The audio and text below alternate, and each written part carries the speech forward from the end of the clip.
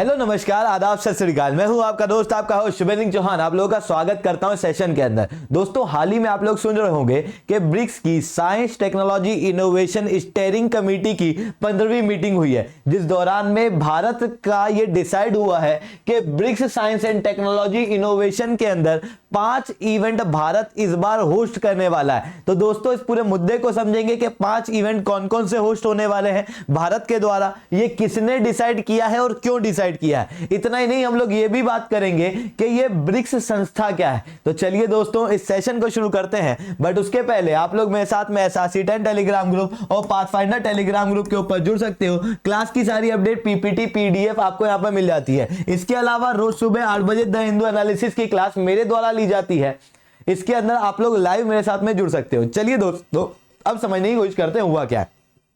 देखो 2021 आपको देखने को मिलेगा कि ब्रिक्स के चेयरमैन के रूप में भारत था। भारत ने जनवरी 2022 में ये जो चेयरमैनशिप है वो चाइना को ट्रांसफर कर दी। क्या होता है कि जब भी ब्रिक्स के अंदर चेयरमैनशिप की बात होती है तो हर साल ये चेंज की जाती है जनवरी के अंदर, जिसमें सबसे पहले Brazil, Russia, India, China, south Africa. अब क्या होता है कि इंडिया के बाद में अगला कोई सा देश इस एंक्रोनियम में आपको देखने को मिलता है वो है चाइना। तो इसके बाद में इंडिया के बाद में चाइना चेयरमैन बना है। चाइना के बाद में अगले साल चेयरमैन बनेगा साउथ अफ्रीका। साउथ अफ्रीका के बाद वापस से ब्राजील चेयरमैन बनेगा, फिर रशिया चेयरमैन बनेगा। इस तरीके से आपको यह भी समझ में आ गया होगा कि ब्रिक्स के कौन कौन से देश हैं। इन 5 देशों के बीच में चेयरमैनशिप इस तरीके से चलती है। 2022 के अंदर जो चेयरमैन है वो है चाइना, और उसी दौरान में 15वीं मीटिंग हुई ब्रिक्स की science technology and innovation steering committee meeting, जिस दौरान में इस वर्ष साइंस एंड टेक्नोलॉजी के अंदर ब्रिक्स क्या क्या करने वाला है, साथ में ब्रिक्स का क्या एजेंडा है, वो सब डिसाइड किया गया। जिसके अंदर ब्रिक्स की थीम इस बार थी foster high quality BRICS partnership usher in a new era for global development. और चाइना ने यहां पर एक ब्रॉड आउटलाइन ऑफ एक्टिविटीज बताई कि कौन कौन सी इस पूरे साल में एक्टिविटीज होने वाली है। टोटल 25 इवेंट जो है वो science and technology and innovation के अंदर डिसाइड किए गए, जिसके अंदर से 5 इवेंट भारत के हाथ आए। जिसके अंदर से आप देखोगे तो BRICS startup forum meeting Bharat hold करेगा, इसको भारत होस्ट करेगा। Working group meeting on energy, biotechnology and biomedicine, ICT and high performance computing meeting भी भारत ही इस बार होस्ट करने वाला है। इतना ही नहीं, science technology innovation and entrepreneurship partnership STIP working group की मीटिंग भी भारत इस बार होस्ट करेगा। इतना ही नहीं, इस बार एक चीज और लॉन्च होने वाली है, launch of BRICS innovation launch pad as a microsite knowledge hub, जो भारत इस बार होस्ट करने वाला है। और ये सारी चीजें भारत की तरफ से जो होस्ट करेगा वो है DPIIT, क्योंकि DPIIT एग्जीक्यूटिव एजेंसी है BRICS startup forum and creation of innovation and knowledge hub के अंडर में। इस कारण से ये सारी चीजें को एग्जीक्यूट करने का काम, इन सारी चीजों को होस्ट करने का काम DPIIT इस बार करने वाला है। अब समझने की कोशिश करते हैं कि ये ब्रिक्स क्या है। तो BRICS Brazil, Russia, India, China और साउथ अफ्रीका को मिला जुलाकर एक एनुअल समिट है।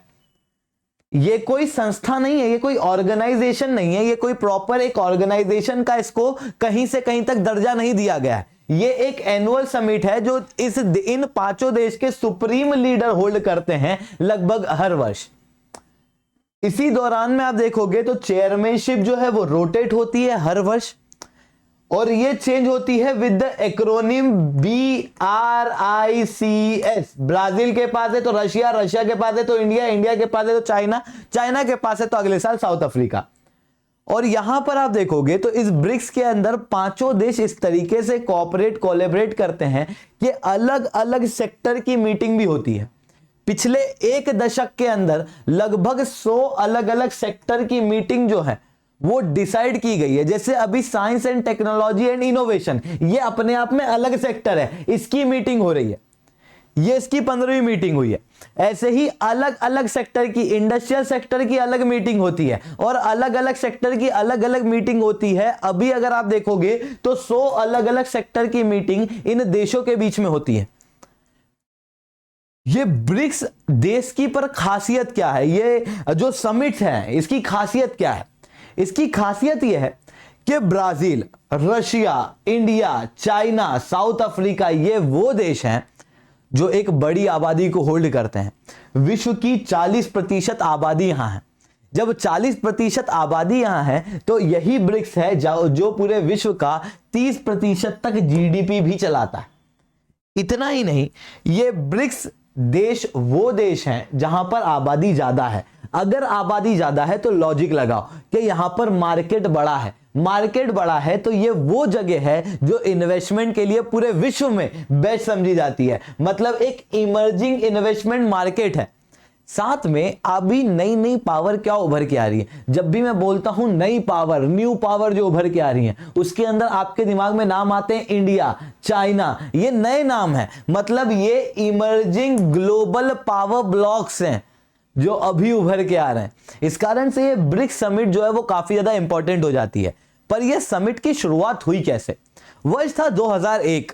2001 के अंदर गोल्डमैन सैक्स करके एक संस्था है जिसके अंदर जिम ओ'नील करके एक व्यक्ति हुआ करते थे जो अपने आप में एक इकोनॉमिस्ट थे। उन्होंने अपनी रिपोर्ट के अंदर ब्रिक का शब्द का प्रयोग किया था। ब्राजील, रशिया, इंडिया, चाइना, एक बहुत तेज इमर्जिंग इकोनॉमी और विश्व की बड़ी आबादी को होल्ड करने वाली कंट्रियों के रूप में।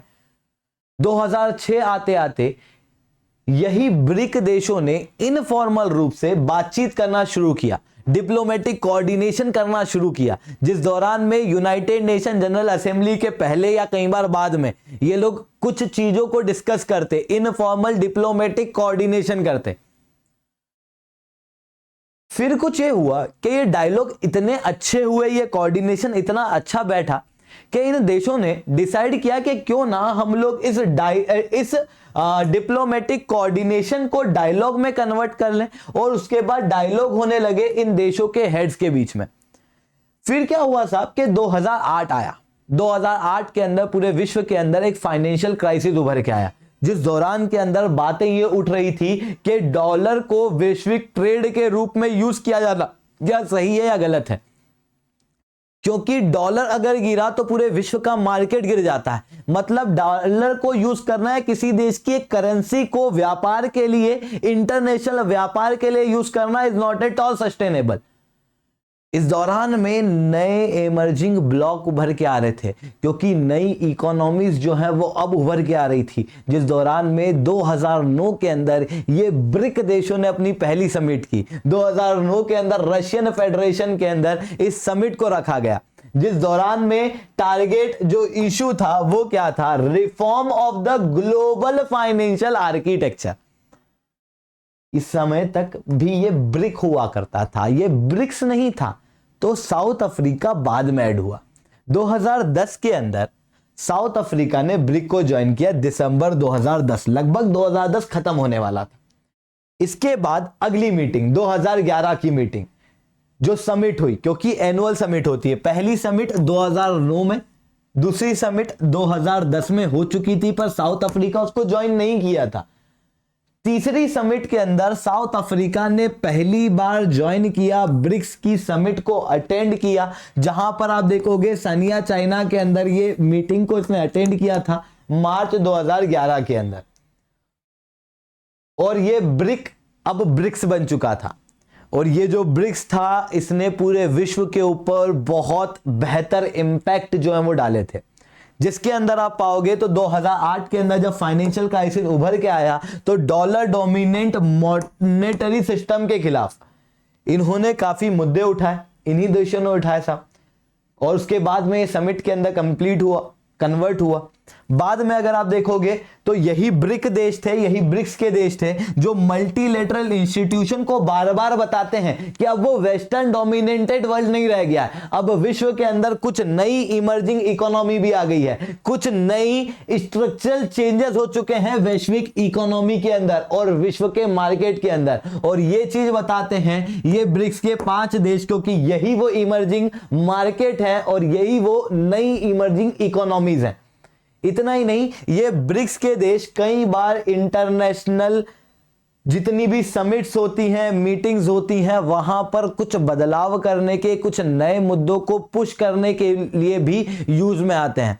जैसे कि आप देखोगे इंटरनेशनल मॉनेटरी फंड के अंदर एक नया रिफॉर्म लेके आया गया था, कोटा रिफॉर्म 2010 के अंदर, वो रिफॉर्म भी यही ब्रिक्स के देश लेके आए थे। बट इस ब्रिक्स के देशों का एक क्रिटिसिज्म भी है। इन ब्रिक्स देशों के अंदर आपको देखने को मिलेगा कि डोमिनेंस धीरे धीरे करके चाइना का बढ़ता चला जा रहा है। वहीं यहां पर आपको एक और इंपॉर्टेंट संस्था मिलेगी जो भारत के लिए काफी इंपॉर्टेंट है, क्योंकि काफी बार भारत जो है वो यहां से पैसे निकालता है, जिसका नाम है new development bank. New development bank BRICS का ही एक भाग है। एशियन डेवलपमेंट बैंक ब्रिक्स का भाग नहीं है। न्यू डेवलपमेंट बैंक का हेडक्वार्टर शंघाई चाइना के अंदर है।